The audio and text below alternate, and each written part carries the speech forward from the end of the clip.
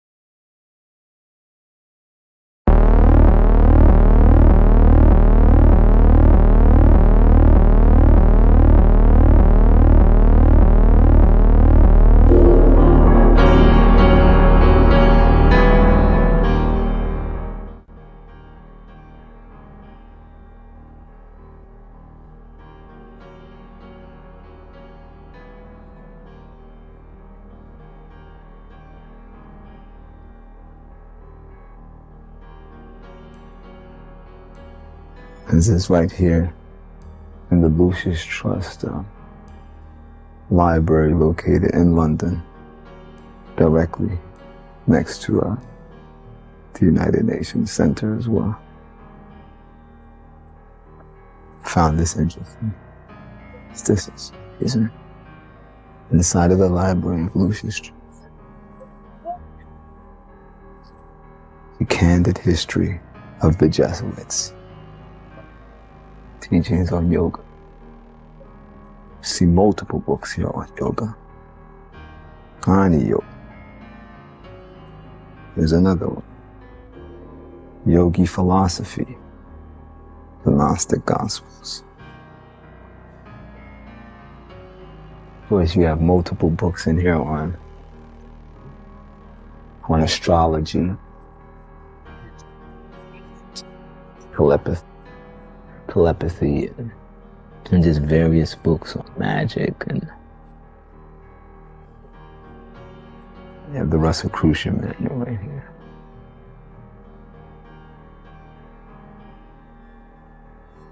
All of these ideologies are in harmony with the Theosophical, but they're all in harmony with spiritualism. You are watching things transpire at an unbelievable pace. I marvel at how quickly things are happening and how quickly Bible prophecy is being fulfilled. This is heavy-duty stuff.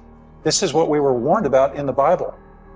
Tragically, most people, the average individual, has no knowledge of the presence of these dark and sinister spiritual forces.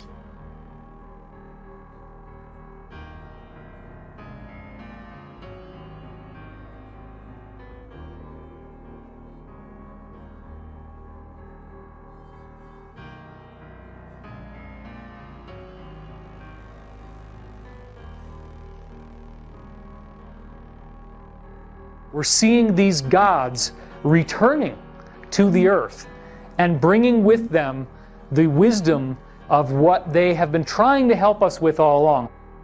We are saving and will be saving ourselves with the help and the inspiration and guidance of our elder brothers, the Masters of Wisdom.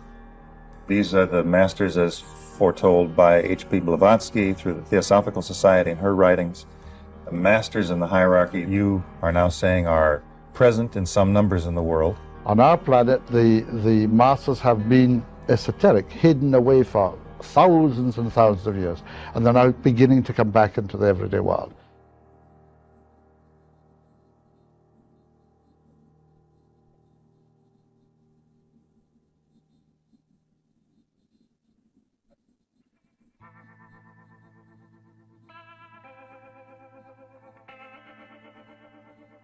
Here's the way they look at it. Here's their metaphor. Adam and Eve were held prisoner in the Garden of Eden by an unjust, cruel, and vindictive God until Lucifer set man free from this garden by giving him the gift of intellect. Lucifer, Satan, your devil, he is our Savior. He is the one that saved humankind and allowed us to come into our power and freed us from slavery that the God, Jehovah, Yahweh, Yeshua, whoever you worship, whatever name you want to call him by, the slavery that he was trying to subject us all to, Lucifer freed us from that. So he is the real Savior of mankind. Lucifer is the real Messiah.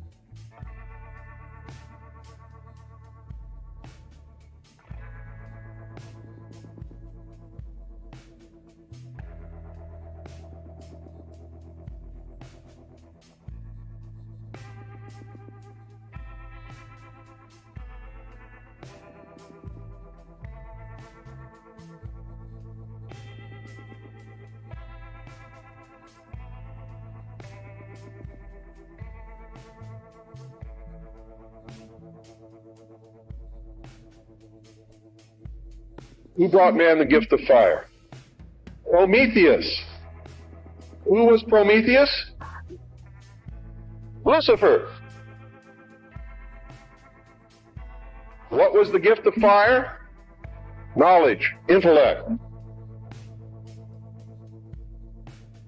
Through the use of intellect, man will conquer the earth, will conquer nature, and will himself become God. It's taught in every Masonic temple in this land. Every secret brotherhood, every secret society, every mystical temple, every occult organization teaches the Luciferian philosophy. Did you just say that you were Lucifer? I am Lucifer. Okay, define Lucifer for me. Pure, virtuous, wholesome, innocent individual that's out to help people. Lucifer is? Yeah. Now, is he the Lucifer that God created? That's the same one. See, this is what a Mason confesses, is that Lucifer is light. This is what they teach in the lodges, that if you perfect yourself as the temple of the God within and become Christed, we've all heard this in the New Age movement, you too can become God. Lucifer, Satan, is currently trying to organize a massive movement that we are all capable of being our own gods and goddesses in our own right.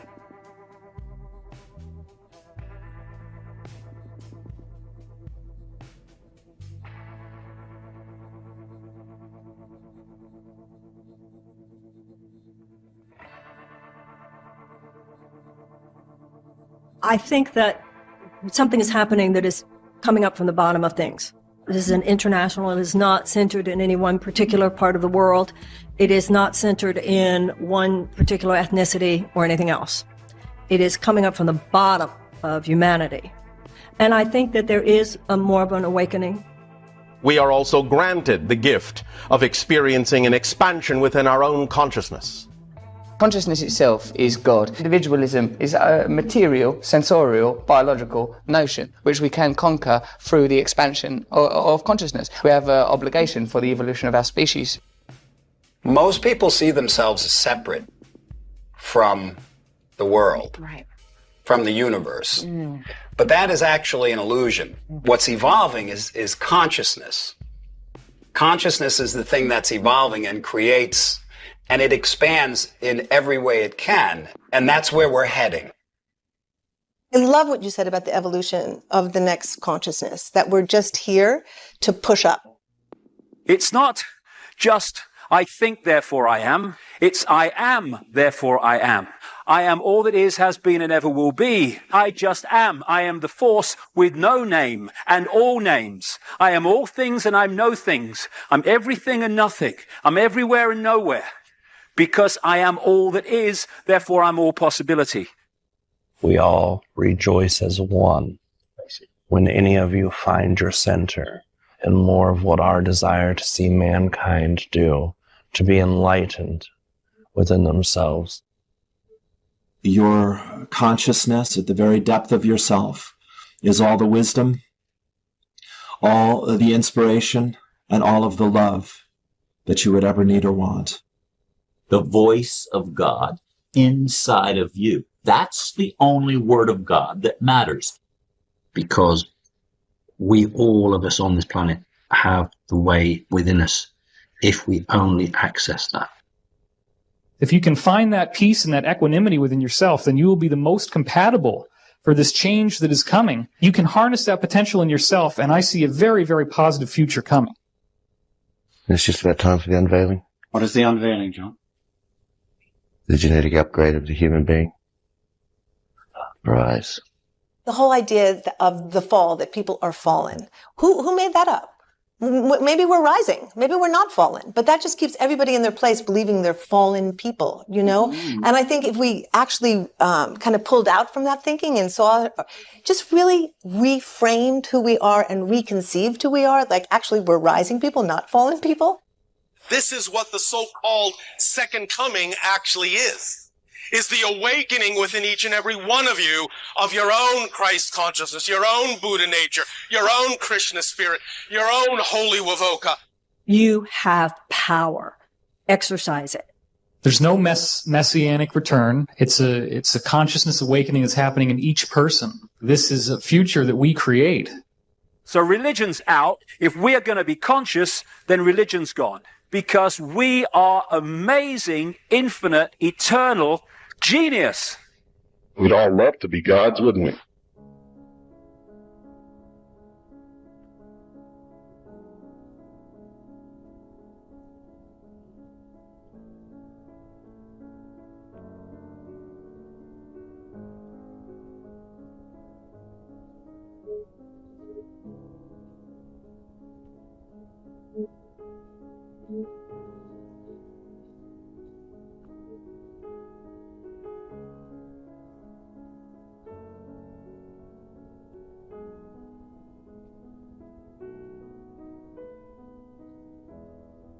People can unfold their enlightenment. It is the awakening of the Christ principle in humanity. This is all about enlightenment, a movement of illumination.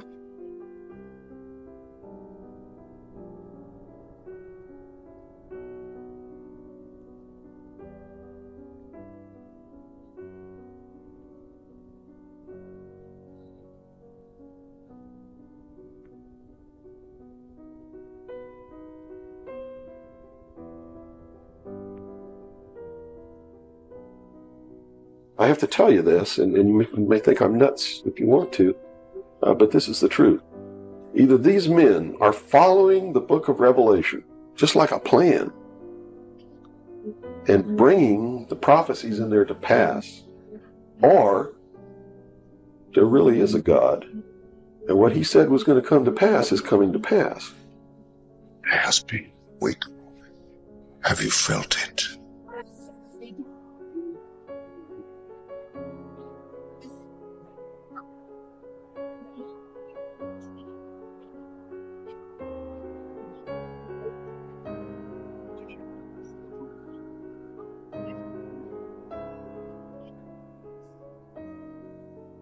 Okay, now my readings have told me, for what it's worth, that some of us will be able to have ascended abilities, because what we're expecting after 2012 is a 100 times more harmonious utopian world where things like time travel, levitation, instant telepathy, instant healing, telekinesis are as common and as everyday as breathing. Is there a vibrational change? There is. And we're seeing it, and people are feeling it and changing as a result of it. There's so much energy that we're basically going through. There's so much transformation. There's so much momentum about how we're all shifting our consciousness together that everything of that nature can change very, very dramatically. We're moving into this new age of Aquarius, and this information is coming out, and it's going to be an awakening for everyone again. And, you know, with every change comes great trials and tribulations and chaos, and we certainly are seeing that in our world right now in so many ways. And if you really trust your intuition and look in, you'll see that in the midst of this change, there is great good coming. You are feeling the age of Aquarius coming into light. You are feeling these portals that are starting to open. You are feeling these energy shifts, and you are feeling them inside of yourself. There is only one way to achieve justice in the world: to see the world as one, brothers and sisters of one humanity.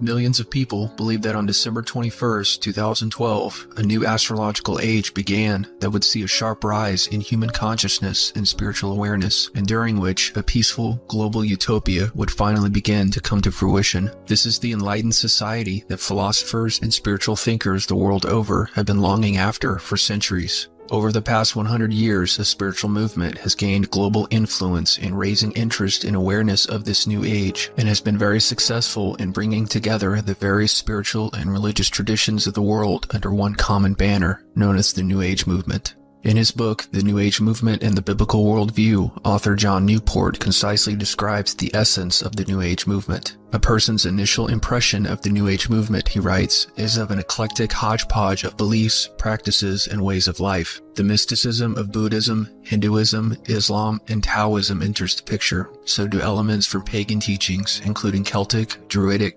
Mayan, and Native American, and an exceedingly wide range of practices: Zen meditations, Wiccan rituals, enlightenment seminars, management training, wilderness events, spiritual therapies, and forms of positive thinking also fall under the New Age rubric. However, we find that underneath all of this variety is a remarkable constancy, again and again, turning from practice to practice, from publication to publication. Indeed, from country to country, one encounters the same or very similar ideas about the world and the people of the world, the problems and the solutions. As spirit guides speaking through well-known New Ager Shirley MacLaine have put it, if everyone was taught one basic spiritual law, your world would be a happier, healthier place. And that law is this: everyone is God. Everyone.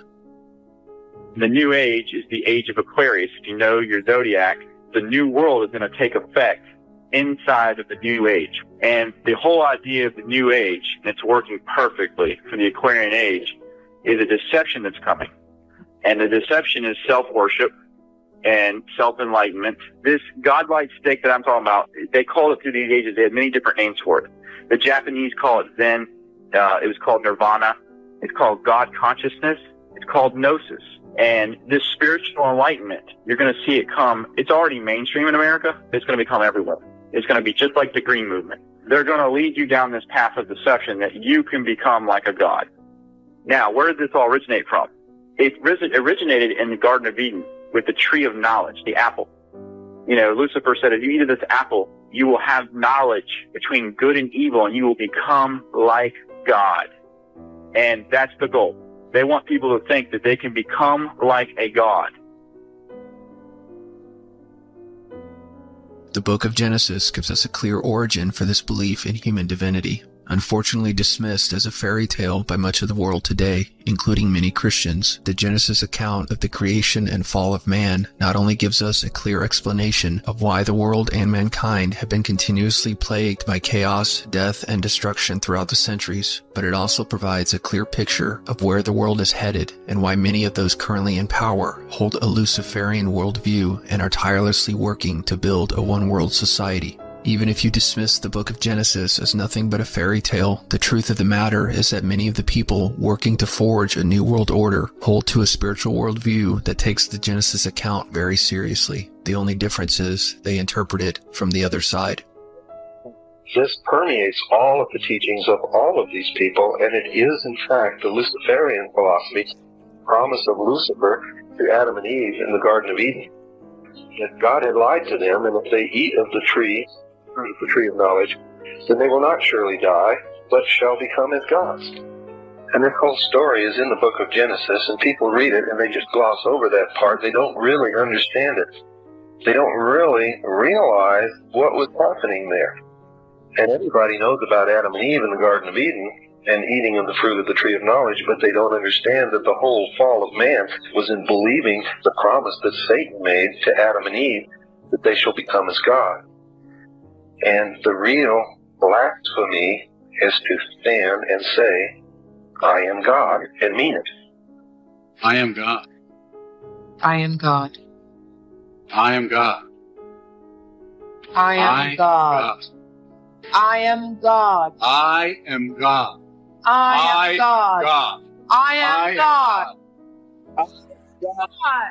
If we can just move our self-identity from I am this person in the body with this name to I am all consciousness, everything changes.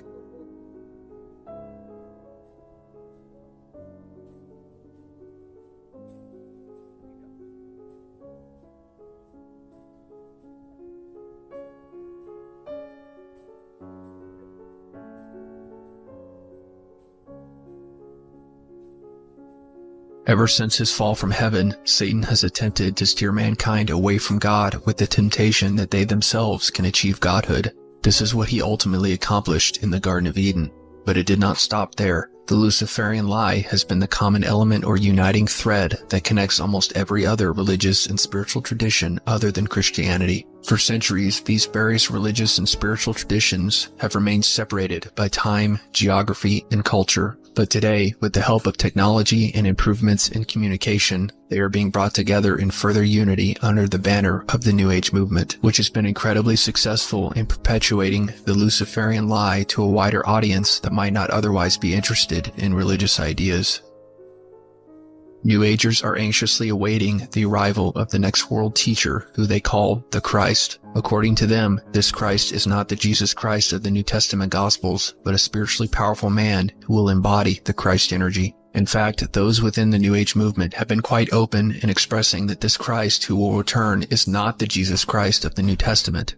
Alice Bailey, who is credited as coining the term New Age, states in her book, The Reappearance of the Christ, quote, "If men look for the Christ who left his disciples centuries ago, they will fail to recognize the Christ who is in the process of returning. The Christ has no religious barriers in his consciousness. It matters not to him of what faith a man may call himself.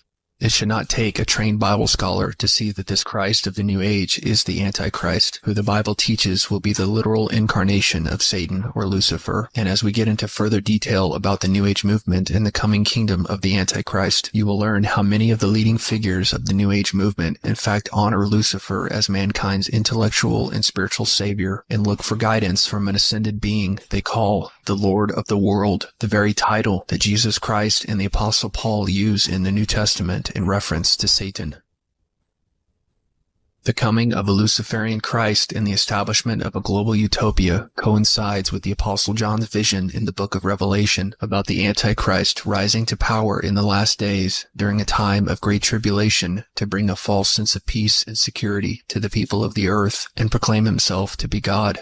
But the Antichrist cannot simply appear. A great deal of work must be done to prepare the way for his coming, and the human race must first be conditioned to receive him as their own. In fact, New Agers themselves insist that in order for the next world teacher to arrive, humanity must first unify as a global family and be initiated into the new age of Aquarius.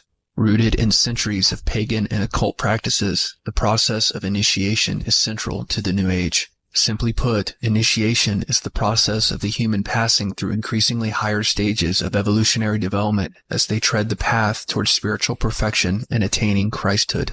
Alice Bailey, in her book Initiation, Human and Solar, defines initiation as, quote, the process of undergoing an expansion of consciousness. This is the essence of the New Age movement. We are also granted the gift of experiencing an expansion within our own consciousness. You can conquer through the expansion of consciousness. There's so much momentum about how we're all shifting our consciousness together. It's a consciousness awakening that's happening in each person. This New Age initiation is symbolically represented today in the rites, ceremonies, and degrees of Freemasonry, and the initiation of humanity is coming to fruition through the popularization of yoga and meditation, occult practices which are intended to awaken dormant powers lying within the self. All of you, stay regular in your meditation, and you will unfold your full potential, and you will become a force for peace in the world. We have to move to another level of consciousness, and then this world can change. That's why you go into deep states of meditation. There's silence. The real power is for you to get up in the morning and you meditate and you prayed and just Spirit directs you where to go and what to do, and Spirit will direct you. We need to move right into the quantum realm where assignments are given through inner guidance. The popularization of these practices is not merely a trend. The initiation into the New Age is happening in a real and official capacity in our world today. As you will learn more about later in this video, the Lucis Trust, founded by Alice Bailey, is working with the United Nations to expand their network of light workers around the world and spread the message of spiritual brotherhood and popularize the occult practices of invocation and meditation in order to awaken mankind to its divinity and hasten the return of the New Age Christ and his spiritual hierarchy of ascended beings. There is a mainstreaming of the sort of enlightenment impulse. It's kind of fun going through history and seeing how things that seem weird or new age or fringe or whatever 2-3 decades later are being discussed at Harvard.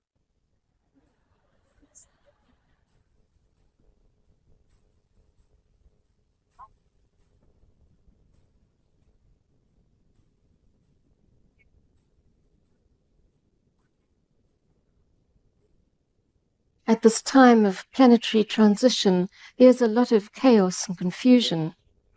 And the emerging light is revealing the rather dualistic nature of the human condition. But through these revelations, humanity is beginning to touch a vision of unity and oneness. And many are subconsciously aware of the inner worlds opening up and the dawn of a new spirituality. And the New Age movement, of course, has developed now with all its many facets, both good and bad. And at the heart of this movement is the idea of a new world based on love and sharing. And it's only when we've developed that ability to see whole that a planetary healing and a truer understanding of our destiny as a planetary light bearer can occur. And as light continues to descend on Earth, we see a rapidly growing interest in meditation and visualization techniques. And as more people start working in meditation and mindfulness and concentrated thinking on areas of human development, the world is steadily filling with light. Focus the consciousness as high as possible in the mind. Okay, so how do we get access to that? Our genius, so to speak. The answer is in finding moments of presence and stillness. And what that means is basically stopping the thinking mind. To actually create an opening is finding that dimension within you of stillness, the state of Zen, maybe, to have access to the deeper part of who you really are, requires thoughtless awareness. And this is something that even Einstein spoke about. Stillness in the body and in the mind. That's what meditation traditionally is. Properly understood, it is a technique to pull the awareness from the outwardly directed senses powerfully within to experience deeper levels of mind, simpler, quieter, more unified levels of the thinking process, and then slipping beyond thought, that's where the transcendental comes in, beyond thought altogether to experience this universal unity at the basis of mind and matter. So we can access neurologically in our own minds the unifying field of creativity from which all energy and matter has come, perhaps even the cosmos and universe itself. Is that what you're saying? That's right.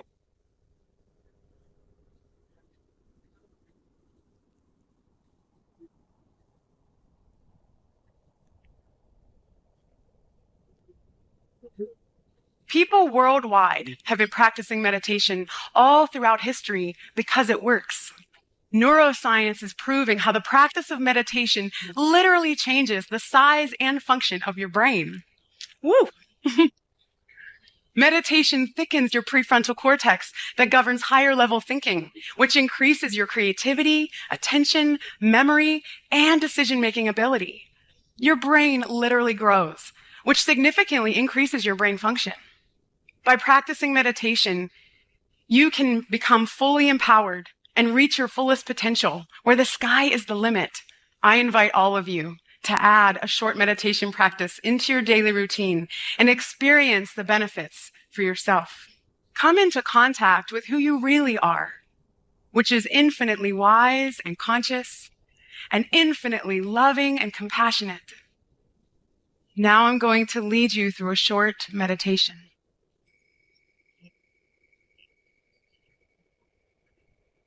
These 10 and 11-year-olds are focusing on their breathing and learning to let go of any destructive thoughts. Last year, we decided to trial it across 3 classes in the school. We had such success with it, and it had an impact on behaviour, concentration, learning. So we decided that this year we were going to roll it out to every class, ranging from our nursery children to our year 6s, and they all do half an hour fortnightly. My passion is to get this on the national curriculum because I've been working in schools now for over 10 years. We're creatures of habit. So we can take up a good habit like this, then we can change the way we behave. And this method aims to teach children how to manage their own behaviour and problems instead of relying on others to do it for them. How does it make you feel inside? Happy. You are actually connecting yourself to the creative impulse of the universe. It's vital. It's vital in your life. This is what's going to transform the world, and it's happening right now. John, do you reckon if through meditation we can achieve access to a fuller state of consciousness, it may help us to bring about a global revolution where we've found a society based on spiritual principles rather than material and economic ones? It's the only way. If we are all one at our core but don't see it, that's bringing that unity from within to the surface of perception and understanding, that is a transformed world. That is a unified world. That is a peaceful world. And a side effect of what we're doing. I see. So through this, we can achieve awareness of the unity that exists between all of us, that we are unity. Distinction, nation, religion, creed, these are all illusions. We're building our lives around illusion. If we know something to be true, then we should build our culture, our societies, our faiths, our institutions around that truth, and unity will be an inevitable consequence of that. We'll build a utopia, a blissful utopia. Humanity is indeed being further initiated into the New Age. Not only are the practices of yoga, meditation, channeling, and invocation becoming more commonplace and everyday, but across the political, religious, and cultural spectrums, people of great influence are calling for the unification of humanity, urging people to drop their religious and national identities and to come under the banner of universal brotherhood and spiritual interconnectedness. Alice Bailey, confirming that this unification of humanity is also part of the initiation into the New Age, stated, quote, "Each initiation marks the passing of the pupil in the hall of wisdom into a higher class, marks the clear shining forth of the inner fire, and the transition from one point of polarization to another entails the realization of an increasing unity with all that lives in the essential oneness of the self with all selves."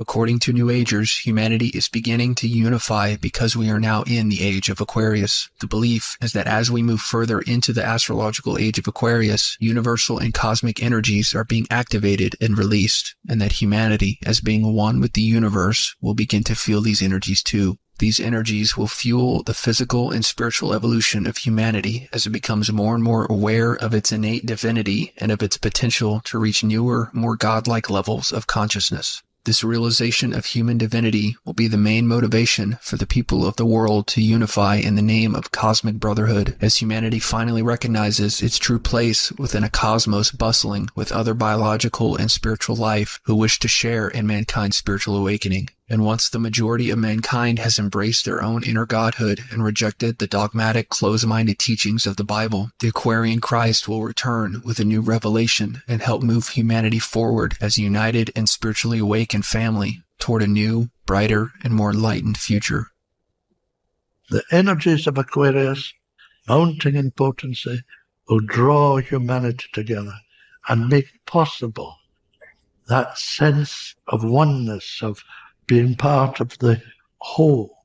Each one of us will see, and Maitreya, you will find, will implement this idea, make it powerful in our consciousness that humanity is one, that we are brothers and sisters of that one humanity.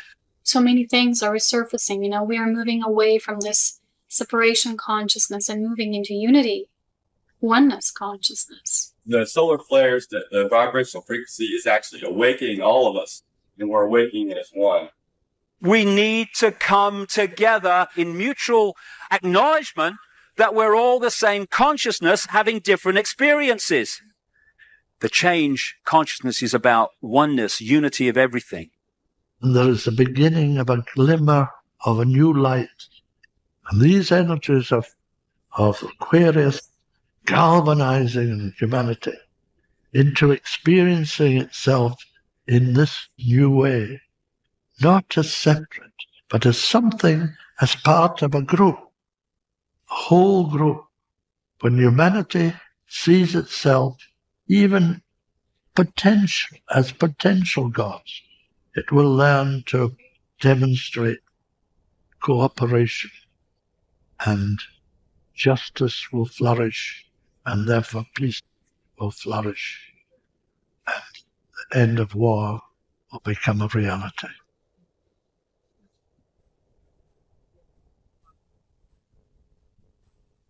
I want to be very clear that I believe the New Age movement and all related spirituality and phenomenon are part of a global deception that will usher in a false age of peace and brotherhood, and that will inaugurate the biblical Antichrist, Satan in the flesh, as the next spiritual leader of mankind. Posing as the peaceful world teacher that all religious traditions have been awaiting, the Antichrist will lead the majority of humanity astray just before the return of the true Christ, who will then, in a final act of reconciliation, destroy the works of darkness and all those who have blasphemously believed that they themselves were God, and who were unwilling to acknowledge their own sinfulness and recognize the true significance of Jesus Christ's sacrifice on the cross. These messages of human divinity, oneness, and global brotherhood are being communicated in ever greater numbers by demonic spirits posing as benevolent angels, ascended masters, and extraterrestrials.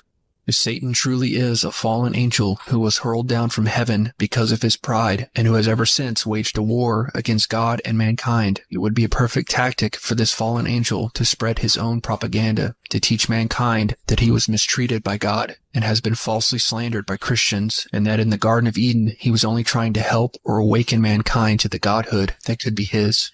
This is exactly the type of Luciferian propaganda we see consistently throughout this developing one-world spirituality, which proclaims that man is truly divine and which is insisting upon the development of his higher consciousness and urging all of humanity to let go of their national and religious identities and come under the banner of common brotherhood. In light of what the serpent told Adam and Eve in the Garden of Eden, and what the book of Revelation prophesies about a coming world order ruled by the Antichrist, the satanic undertones of these ideas should be quite obvious. The age that we are leaving at this point in time is the age of Pisces. And according to the mystery religion, we are entering into the age of Aquarius, very soon in our future. And to them this has great meaning, for it means the dawn of the new age, the age of the illumined man. The number of the man is 666 in the mystery religion.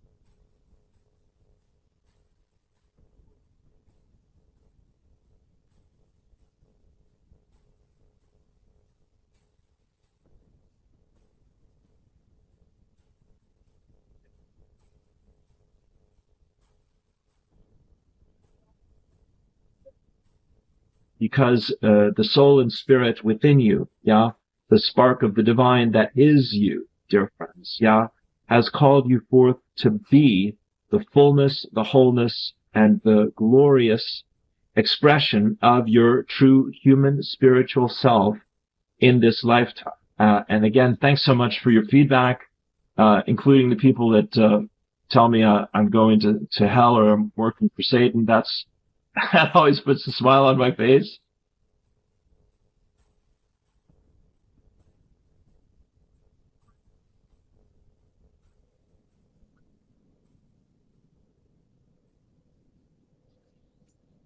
The New Age came right at everybody in 1980 with a book called The Aquarian Conspiracy. The Aquarian Conspiracy basically said, we're here and we're going to make this happen. It's going to take a little while, but we're going to do it. And here's what the author said. Usually at the point of crisis, someone has a great heretical idea, a powerful new insight. It explains the apparent contradictions. It introduces a new principle, a new perspective.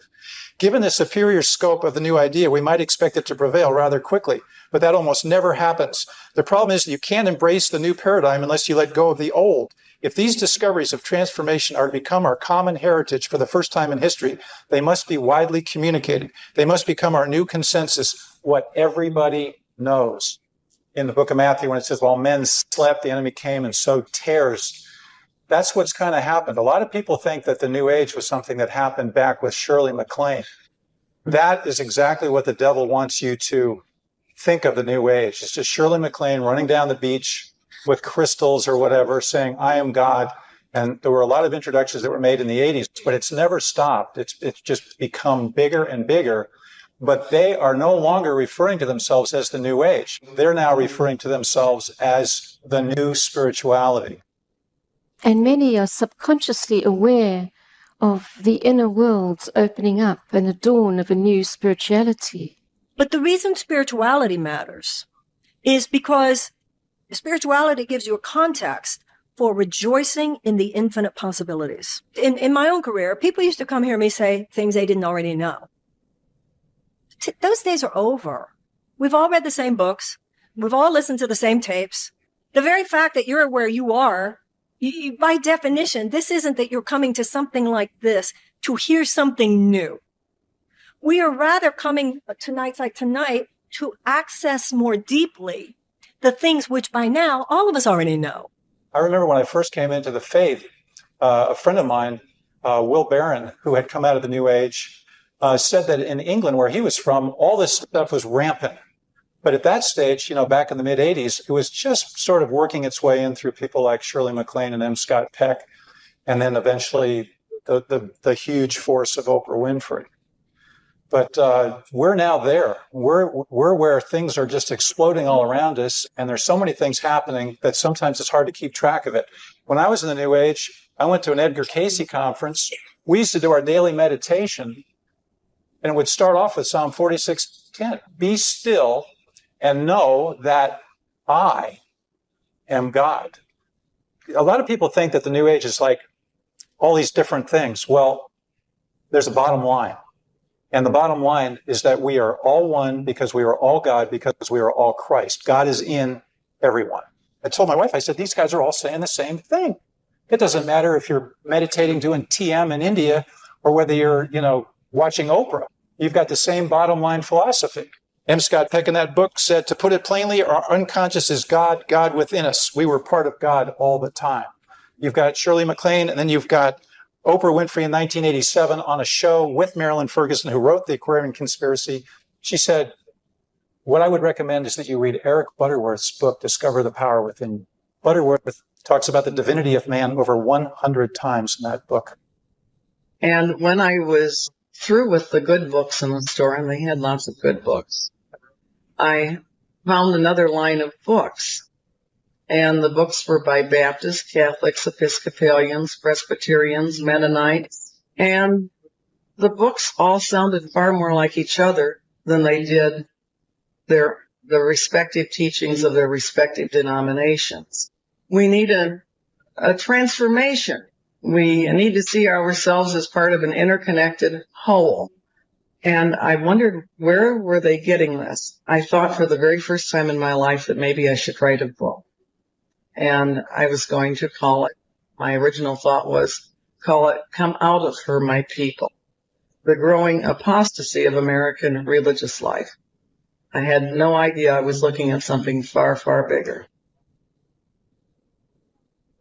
New Agers consistently claim that they don't adhere to any one set of spiritual or religious beliefs. One website defines the New Age as, quote, a free-flowing, decentralized spiritual movement. Unlike most formal religions, it has no holy text, central organization, formal membership, ordained clergy, geographic center, dogma, creed, etc. This is, however, part of the propaganda, for there are far more differences between the many denominations of Christianity than there are among the New Age books and authors which define the parameters of the movement. And even though there is not an officially recognized New Age holy book, like the Bible within Christianity or the Quran within Islam, the New Age movement indeed has very specific spiritual beliefs and authoritative texts. Even the website cannot help but refer to the New Age as, quote, a network of believers and practitioners, the word network implying association, common interest, and common goals. And the site also notes how the New Age movement has brilliantly disguised itself. Quote, their book publishers take the place of a central organization. Seminars, conventions, books, and informal groups replace sermons and religious services. When we carefully listen to what New Agers have to say regarding spirituality and religion, we can hear them consistently preach the exact same basic ideas, often using similar or identical phrases and concepts. For example, New Age gurus and authors consistently encourage meditation, yoga, and searching within, and often speak of inner peace, balance, global brotherhood, and the spiritual path. Human consciousness and the ability to elevate it through collective action and personal meditative practice is also a consistent theme.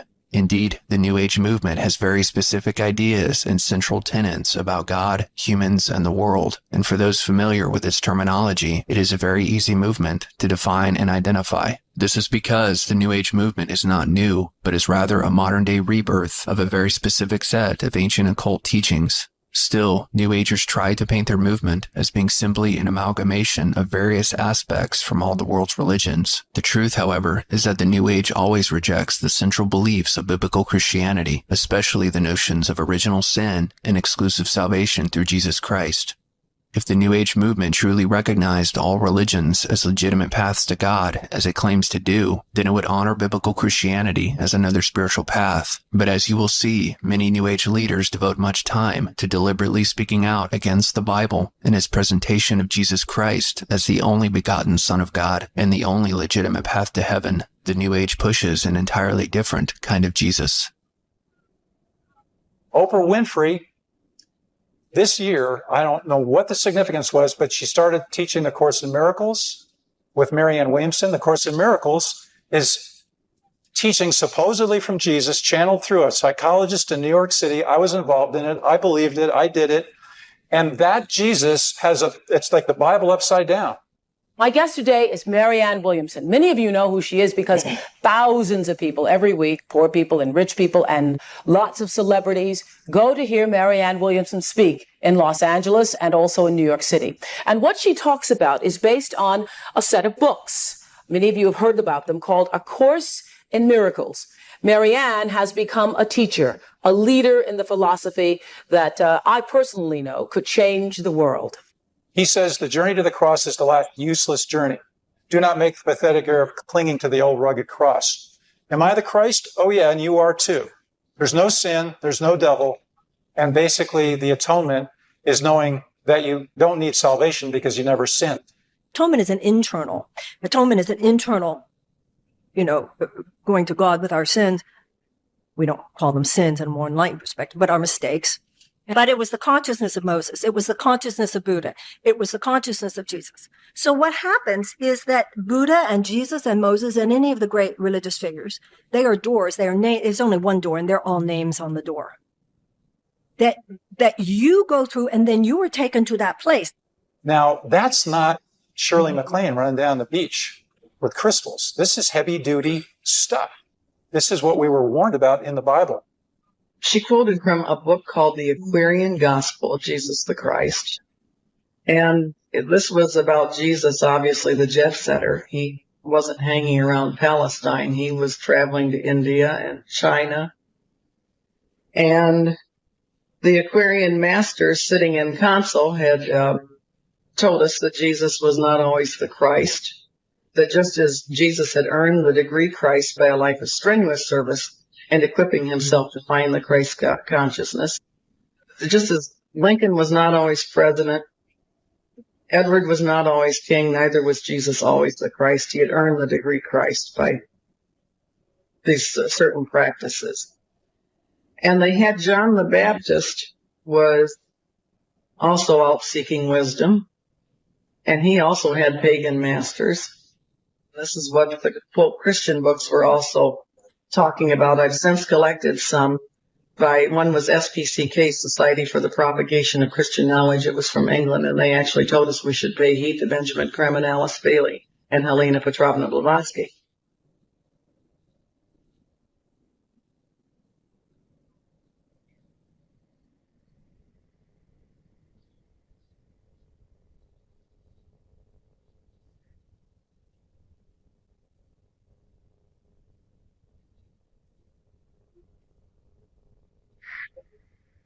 Helena Blavatsky and Alice Bailey are the de facto founders of the New Age movement, and their writings are still among the most authoritative and commonly cited texts among New Agers. Blavatsky co-founded the Theosophical Society in New York City in September of 1875. Though it is rarely acknowledged, Blavatsky and the Theosophical Society have had a profound influence on not just the spirituality of the West, but its social and political culture in general. Author Gary Lachman notes some of the prominent figures that have been influenced by Blavatsky. Quote, for the poet W.B. Yeats, who knew her in her last days in London, she was like an Irish peasant woman, and for the novelist Kurt Vonnegut, writing in McCall's magazine in 1970, she was the founding mother of the occult in America. The poet T.S. Eliot, the artist Wassily Kandinsky, the inventor Thomas Edison, the creator of Oz, L. Frank Baum, and Mohandas Gandhi were only some of the people who over the years sat, figuratively or otherwise, at the incomparable Madam's feet. Theosophical historian K. Paul Johnson also speaks to this. Quote, a remarkable feature of Theosophy's history is the disparity between its minuscule membership and its vast and varied cultural influence. Blavatsky's ideas inspired leading figures in the development of modern art. Political activism in colonial India and Ceylon owed an immense debt to theosophical influence. In the West, many social movements, such as educational reform, women's suffrage, and abolition of capital punishment, were advanced by the efforts of early theosophists. The Society's utopian aims have been very clear from its inception, as one of its stated objectives is, quote, to form a nucleus of the universal brotherhood of humanity without distinction of race, creed, sex, caste, or color. Blavatsky insisted that, quote, this society was organized on this one principle, the essential brotherhood of man, and that a true theosophist, quote, must strive to realize his unity with the whole of humanity. Bringing that unity from within to the surface of perception and understanding, that is a transformed world. That is a unified world. We are unity. Distinction, nation, religion, creed, these are all illusions. We're building our lives around illusion. We'll build a utopia, a blissful utopia. This universal brotherhood of man would be predicated on the occult principle that despite appearing different in their outward forms, all religions taught the same basic spiritual laws, a fact known and practiced in ancient times by a select group of initiates who guarded this knowledge. What we desire to prove, stated Blavatsky, is that underlying every ancient popular religion was the same ancient wisdom doctrine, one and identical, professed and practiced by the initiates of every country, who alone were aware of its existence and importance. The proofs of this identity of fundamental doctrine in the old religions are found in the prevalence of a system of initiation. To bring to light this ancient wisdom doctrine at the basis of all the world's religions was the main goal of Blavatsky's most notable works, The Secret Doctrine and Isis Unveiled, which are grand accumulations of occult and esoteric teaching from all over the world. The main inspiration for Blavatsky's work came from beyond the physical world. Through a process called channeling, Blavatsky came into spiritual contact with ascended beings who communicated to her thousands of pages of occult knowledge regarding the spiritual history of mankind and its evolutionary development. In a letter to a friend named Vera, Blavatsky described her channeling experiences. Quote, "Well, Vera, believe it or not, some enchantment is upon me. I am writing Isis Unveiled. Not writing, rather copying out and drawing that which she personally is showing me. Really, it seems to me as if the ancient goddess of beauty, in person, leads me through all the lands of bygone centuries which I have to describe. Slowly, century after century, image after image, float out of nowhere and pass before me as if in a magic panorama. Races and nations, countries and cities, long vanish in the darkness of the prehistoric past, emerge and disappear, giving place to others, and then I'm told the consecutive dates." Blavatsky and her followers have insisted that what is contained in her writings is not new knowledge, but merely a modern-day expression of age-old teachings that were once universally known and practiced, but have largely been forgotten and dismissed since ancient times. Blavatsky believed her work to be the rebirth of that body of ancient esoteric teachings collectively known as the Ageless Wisdom, Ancient Mysteries, or Mystery School teachings. The wisdom religion was one in antiquity, and the sameness of primitive religious philosophy is proven to us by the identical doctrines taught to the initiates during the mysteries, an institution once universally diffused. Blavatsky insisted it was now time for this ancient wisdom religion to emerge once again and serve as the precondition for the unification of all the religions of the world and the global brotherhood of man. If properly put into practice, the ageless wisdom would bring about a golden age of global peace and prosperity unprecedented in human history. Madame Blavatsky, as she's called, or sometimes referred to as HPB, her initials, was a real pioneer in the bringing of what's called the ageless wisdom to the West. The ageless wisdom is a term for the spiritual teaching that for most of human history was hidden or veiled, but it's like a golden thread that runs throughout the world religions and mythologies and has always been present in human consciousness in some form or another appropriate for the time. It has always been for me about a practical application of the ageless wisdom teaching.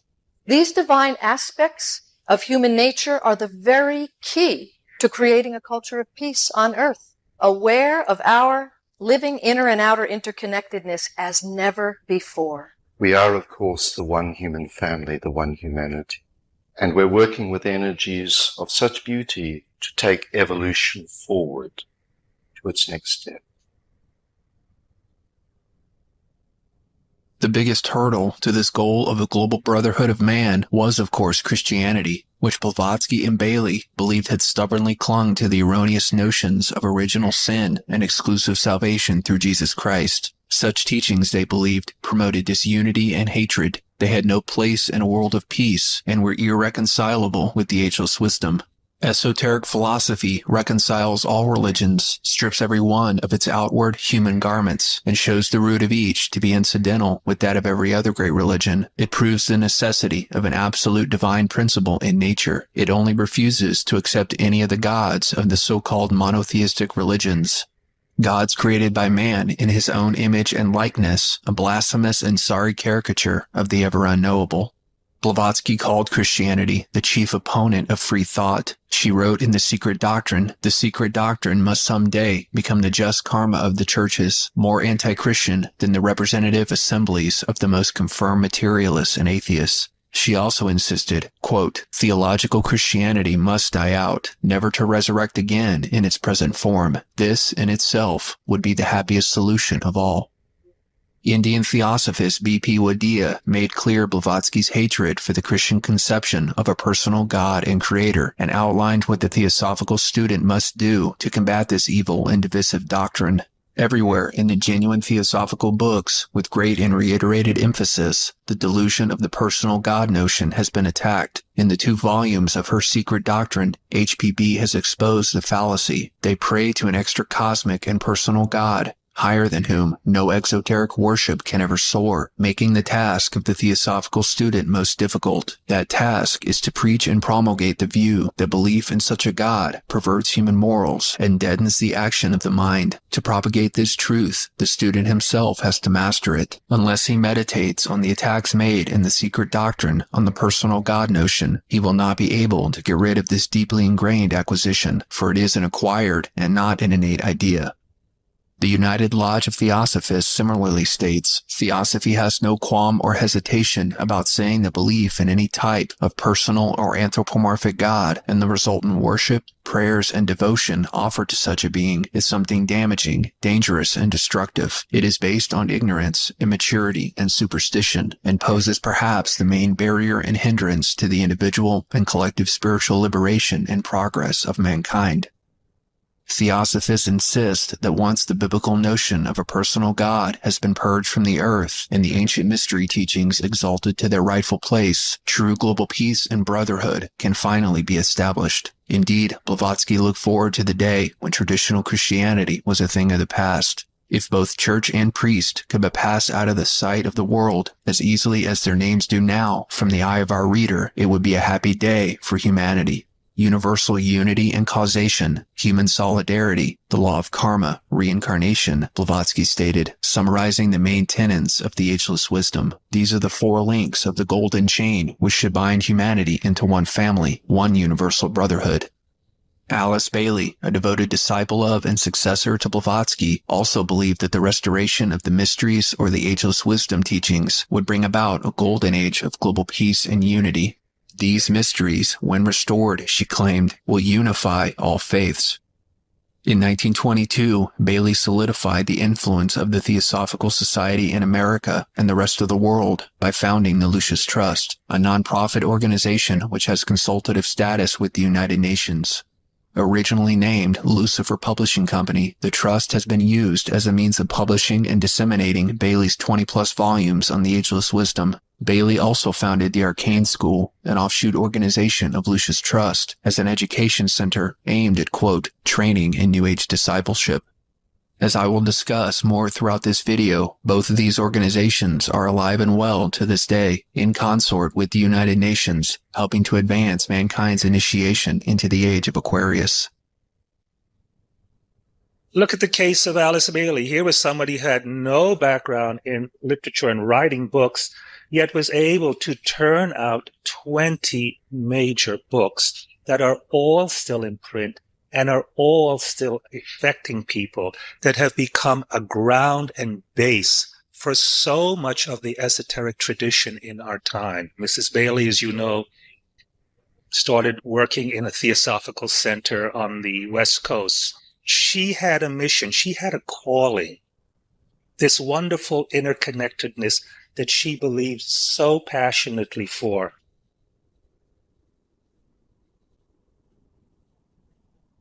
Bailey popularized the idea of the New Age, and she specifically emphasized the coming changes that the Age of Aquarius would bring about on the planet, most notably humanity's growing realization of its oneness. She stated in The Reappearance of the Christ, quote, if the word initiation signifies the processes of entering into, then it is indeed true today that humanity is undergoing a true initiation as it enters into the new age of Aquarius. It will then be subject to those energies and forces which will break down the barriers of separation and which will blend and fuse the consciousness of all men into that unity which is distinctive of the Christ consciousness. Like Blavatsky, Bailey saw traditional biblical teachings as the main hindrance to the unification of the world, and she was confident that the New Age Christ was adamantly working to reverse the damage caused by centuries of Christian dogma. She stated in The Externalization of the Hierarchy, quote, the Christian Church has laid so much emphasis on Christ's unique position as the one and only Son of God that great error has crept in and has been fostered for centuries. Christ himself foresaw the possibility of this error and tried to offset it by pointing out that we are all the sons of God and that greater things than I do shall you do, a statement which no commentators have ever understood or adequately explained.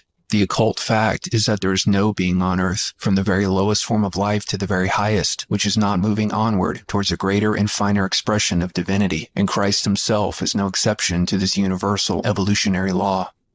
Denying that Christ's death on the cross literally happened or had any significance whatsoever, she stated, "It must be remembered that it is the teaching given by the Christ which saves humanity, not any symbolic death upon a cross. Men must save themselves by their reaction and their response to the teaching given in its purity by the Christ." She also denied the existence of hell, stating, quote, "There is, as you well know, no angry God, no hell, and no vicarious atonement. There is only a great principle of love animating the entire universe. This teaching about hell is the remainder of the sadistic turn which was given to the thinking of the Christian Church in the Middle Ages, and to the erroneous teaching to be found in the Old Testament about Jehovah, the tribal god of the Jews. Jehovah is not God. As these erroneous ideas die out, the concept of hell will fade from man's recollection, and its place will be taken by an understanding of the law which makes each man work out his own salvation upon the physical plane, which leads him to right the wrongs which he may have perpetrated in his lives on earth, and which enables him eventually to clean his own slate.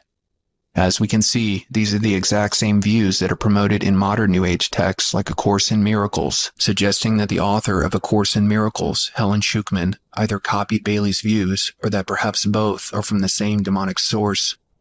A Course in Miracles is teaching supposedly from Jesus, channeled through a psychologist in New York City, and that Jesus it's like the Bible upside down. He says the journey to the cross is the useless journey. Do not make the pathetic error of clinging to the old rugged cross. Am I the Christ? Oh yeah, and you are too. There's no sin, there's no devil, and basically the atonement is knowing that you don't need salvation because you never sinned. Like Blavatsky, Bailey claims to have received her teachings by way of channeling and worked in partnership with ascended beings, especially the ascended master known as Dejwa Kul, also called the Tibetan.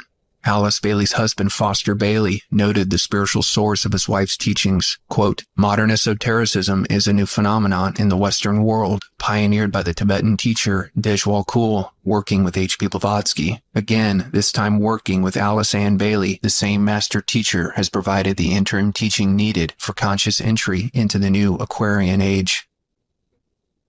And as the Tibetan has pointed out, the material given through Madame Blavatsky and Alice Bailey is not finished. There is still more to come.